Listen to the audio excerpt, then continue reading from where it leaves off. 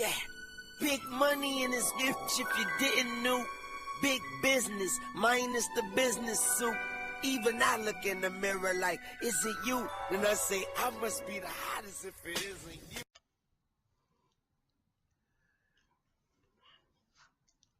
Okay, the game is over. The dust is settled. All the press conferences then went through and everything, and Bucs should be on their way back home. We got Buffalo next week, so it is what it is. So I want to talk about this game real quick, and I need to talk to the fans. Now, there's three different kinds of fans. You could be one or all of these. You got fans of the NFL. Then you got fans of the Tampa Bay Buccaneers. Then you got Jameis Winston fans. And again, you could be one or all of these, or any combination of these. So first I want to talk to the fans of the NFL about this game, right? So the first half we got blew out. Came out of the locker room, had some struggles at first. And then we went to work. Ryan Fitzpatrick did his thing, man. Brought us out of a 31-point hole. So the fans of the NFL will say, well, the Arizona Cardinals got into a soft zone defense because they was up so big. So that's the only reason why y'all was able to climb out the hole and get back in the game. So I see your point. Your point is a valid one. However, no coach in the NFL is going to stay in a soft zone for that long, right? Normally, when you're in a soft zone or prevent type defense, you start allowing everything on the field, in the middle of the field, away from the sidelines, and nothing deep. And you do that so you can run the clock out or milk the clock because you're up so big, you're trying to get the game over with. And teams will do that. But they will only do that for so long. Meaning, if you start scoring touchdowns, they getting out of that. Maybe not the first one you score, but definitely the second one. And most certainly the third one. We rattled off 5 touchdowns, 6, 7 touchdowns in the second half. So at what point did they stop doing the soft zones and actually started back playing defense? They still were struggling to stop us. So to say, oh, y'all only got back in the game, oh, y'all only lost by 5 points because they played soft zone the whole time. Stop. Not true. Then they say, well, your offense, only got big explosive plays because, they wasn't really too concerned with y'all being able to battle back because y'all didn't have that kind of time or whatever. Stop making excuses, bro. Like, them boys started battling back because they started battling back, And your team, the Arizona Cardinals, they got tired. They not trained to go. They got up big. They jumped on us right at the beginning, right? They jumped on us. And that's how you got to do Tampa Bay.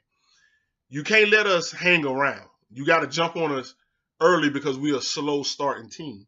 So you got to jump on us real early. So if you go boom, boom, boom, boom, boom, boom, boom, and hit us, and then you can just kind of coast to a win, that's probably the best formula.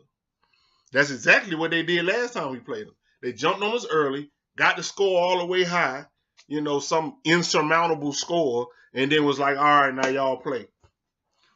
So it was that they got tired. They just wasn't conditioned to go the distance like that. That's why they barely hung on. Now, fans of the Tampa Bay Buccaneers, and I'm a fan too, but not like y'all. I recognize when the team is not doing something right. Some of y'all will bash the team any chance you get. Talk all this, I'm never watching them again. They got and then next week you got it turned on once you done calm down. Okay, cool, whatever. You could be whatever type of fan you want to be. But then some of y'all get them like love, like no matter what. Like, first of all, I'm grown.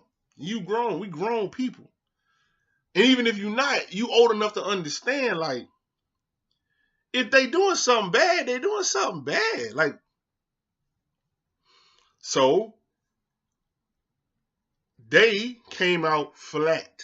They came out slow and flat. And it wasn't that they slept on the Cardinals. It wasn't that. It's almost like they played in a reserve mode. Like, we not going to really kick it into gear. Like, I'm trying to figure, like, they didn't, you know what it feel like? It felt like they wasn't confident with the game plan.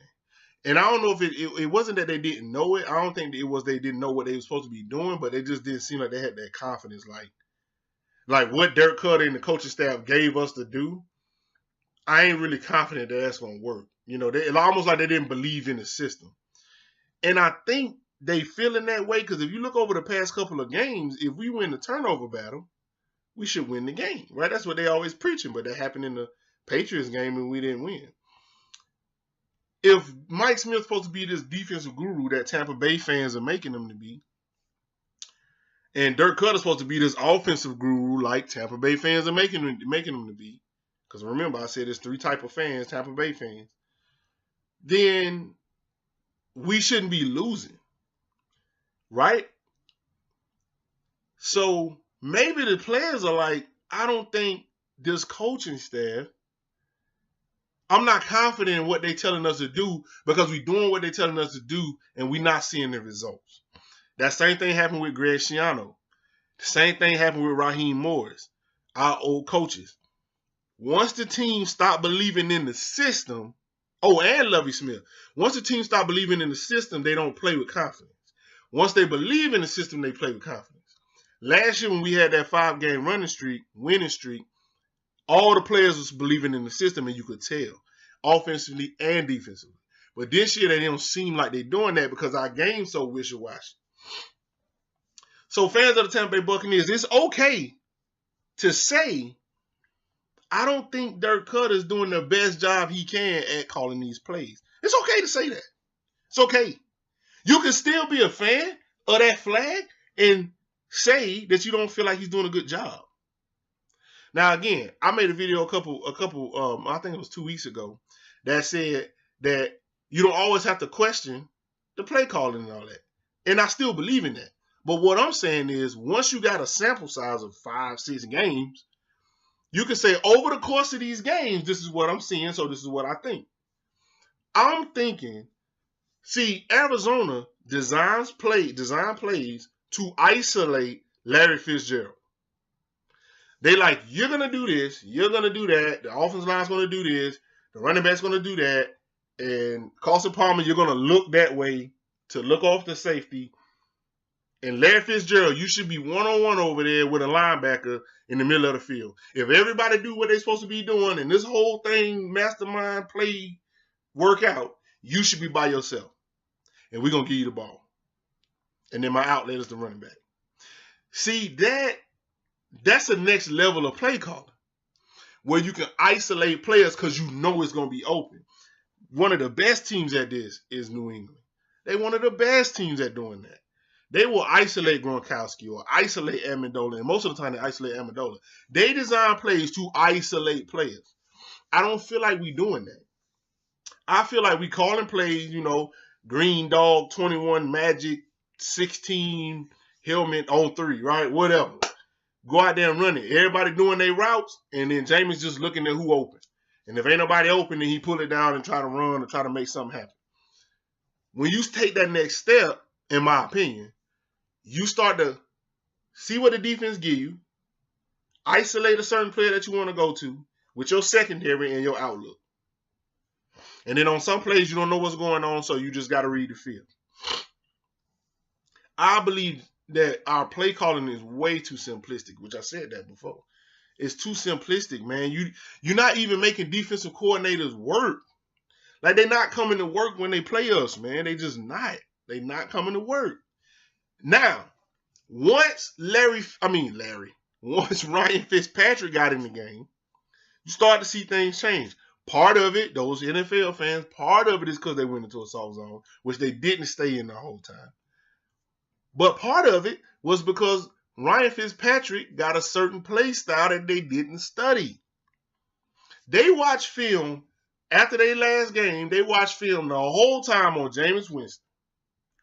Ain't no team out there worrying about no backups. They're not watching film on Chris Godwin. Maybe the corner that's going to be guarding him might do that. But no, they ain't watching film on Chris Godwin. They ain't watching film on Jacquizz Rodgers. They ain't watching film on some backup Luke Stocker. They're not tight end. They're not watching film on them guys, man. And in the same breath, they're not watching film on Ryan Fitzpatrick. They studied Jameis. That's how they was able to play Jameis. Any defensive coordinator works his damn weight will study this damn starting quarterback. He's not studying the backup quarterback. He's not going to dedicate time to that. So part of the reason why he was successful coming in the game was because they didn't have film on him and they had to figure him out on the fly, which a good defense can do and a good defensive coordinator can do, which they will eventually do. But I'm saying at the start they had to figure him out. One thing about Ryan Fitzpatrick that made him successful in this game too is Ryan Fitzpatrick do not care to be pretty. He not trying to be pretty. Now, I'm going to get to you, Jameis Winston fans. I'm going to get to you. I ain't to you yet. He is not trying to be pretty. His whole goal is to get rid of the rock. He don't want to keep the rock because him keeping the rock does nothing for the team. All he want to do is get rid of it. And it can be ugly. As long as he get the ball from A to B. That's it. And he don't care about throwing it short. He don't care about throwing it to you if you ain't looking. Your back could be turned to him and he could be like, oh, pressure, woo, throwing it right to you. That man looks for whoever open and give it to him. Period. Which is why he throw interceptions like he do, because if you're a good corner or something, you can bait him into throwing. You can make something look open and then close in on it when he let the ball go. That's how they get Ryan Fitzpatrick. So they didn't have film on him, and he get rid of the ball to whoever open. You could be 2 yards away from him, 17 yards away from him, running the out, running the in, running the seam. He don't care. If you open or look open, he going to get it to you. He just going to throw it.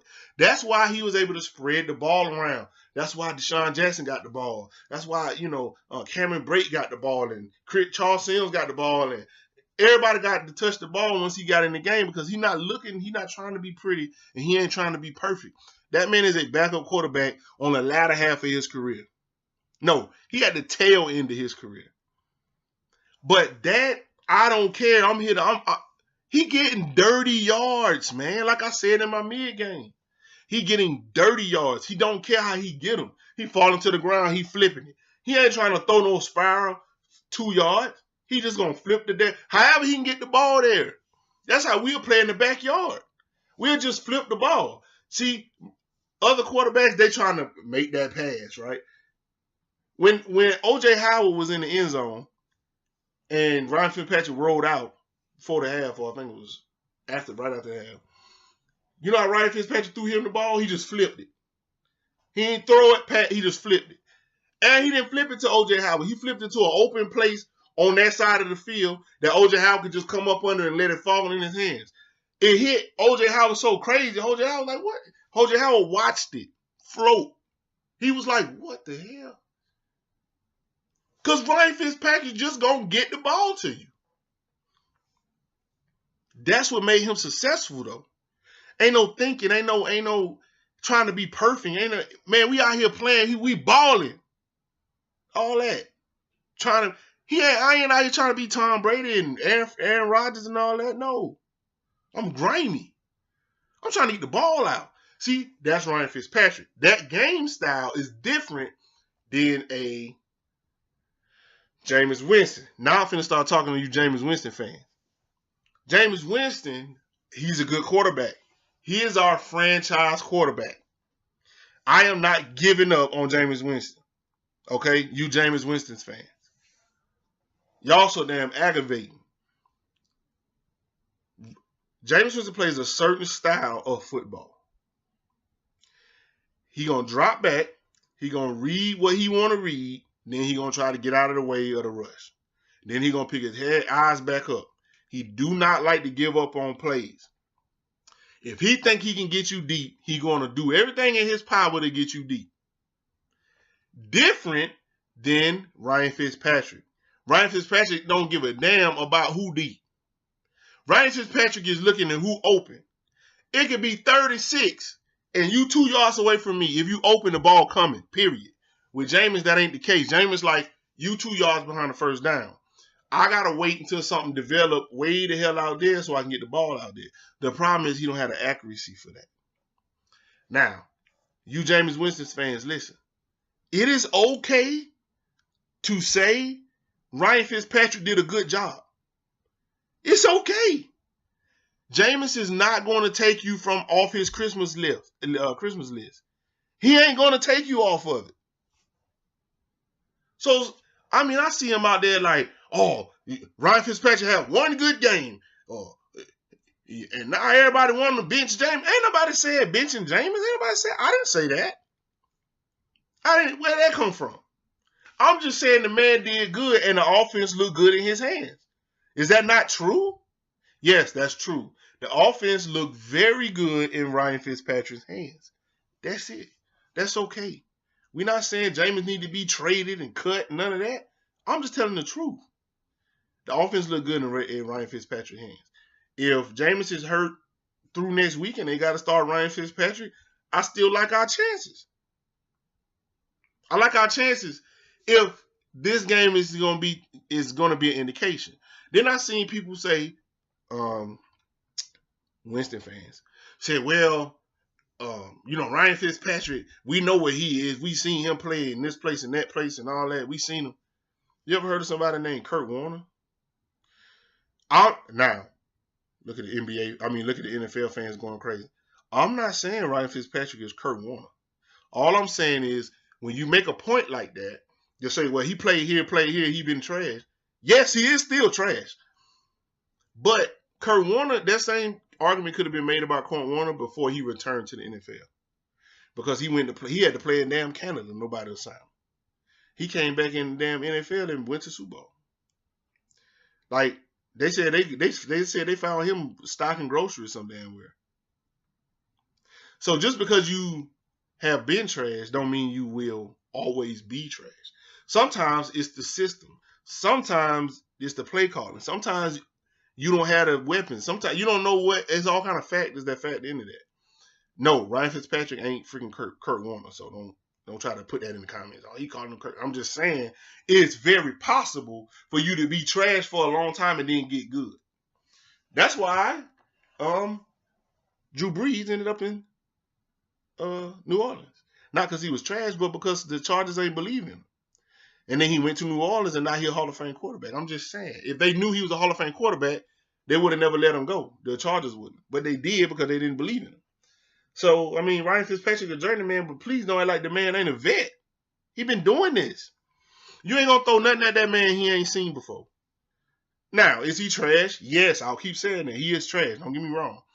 But the offense look good in his hands if this game is to be an indication. Next week, because we done talking about that game. We battled back. We could have won. We didn't. You want to talk about Cutter going for them 2-point conversions and all that instead of kicking field goal. You can knick-knack that game all you want. But if we would have pulled out that win, you wouldn't be talking about that. So that's why I ain't even talking about it. Whatever. You can make whatever complaints you got. It don't matter. If we would have won, you wouldn't even be saying that. So whatever. Oh, and let me tell you something, Patrick Murray. Because you did have a kick in this game. Or a field goal. Don't think I didn't see that. Hey, that thing was kind of close to that left arm upright. I mean, you made it. But that joint went like right here. I saw it. You better clean that up. Ain't gonna let you off the hook, Pat Murray. I thought you might have missed that. But you didn't. You got it, but it was close. Nobody ain't talking about that. I saw that. You better clean it up. Anyway, next week, man, we got the Bills. That's going to be a good game. We did get Levante David back this game, so I hope we get Quan back soon so we can push Beckwith over a little bit to the other side so we can see what our true linebacker potential is. Hey, man, we're going up against another beast running back in LaShawn McCoy, so Got to still stick to it. Adrian Peterson gave us a nice little treat. So now we got to be ready for that.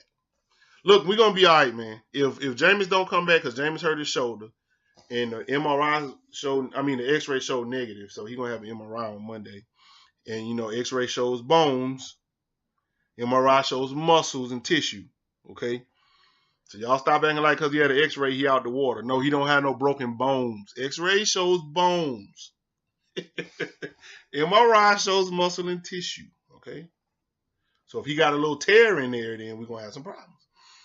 Preliminary reports say he might be out a week. Jamie said he'll be back next week, so we'll see. In the meantime, between time, we got to support Ryan Fitzpatrick, man. He did good. I would like to see what the offense will look like in his hands, okay, for a whole game. If he go out there, if he starts next week against the Bills, and he go and get that win, now remember, Ryan Fitzpatrick used to play for the Bills. So they know him. They know him up there. If he gets the start, we got to root for him to win. If he wins, hey, let Jameis take a break. Jameis Winston fans? Are you a fan of Jameis Winston? Or are you a fan of Tampa Bay Buccaneers? Or are you an NFL fan? Because if you're a fan of the Tampa Bay Buccaneers, then you just want us to win. And if us winning means Ryan Fitzpatrick is starting because Jameis is hurt, then that's okay. And trust me, Jameis Winston ain't going to come to your house and slap you because you said Ryan Fitzpatrick did well. It's okay to admit that. That's okay. If Jameis Winston is not playing well, it's okay to say, man, Jameis Winston ain't playing that well, playing that good. He got to step it up. He got to get a little bit better. That's okay. Jameis Winston is not going to hate you forever. Right? You're not a terrible fan because you say that. That's okay. So, we could easily be 5-0 right now. Keep it real. Because we could have beat the Patriots. We damn sure could have beat the Cardinals today. I think we could have pulled it out. We had a little bit more time or a timeout or two. We really ain't got toe up in a game yet. All 4 quarters. So we could easily be 5-0. So don't give up on the team just yet. We putting it together, man. We're putting it together. I was going to make a separate video, but I'm not. I'm going to put it in this video. I don't care how long it is. You know what? I'm not going to put it in this video because video is 22 minutes already. Yeah, I ain't going to put it in this video. I'm going to make another video tomorrow about possible change at coaching. Look at you. Look at the Tampa Bay fans getting hot. I'm not saying we need to change coaches. I'm just saying, what if? What if?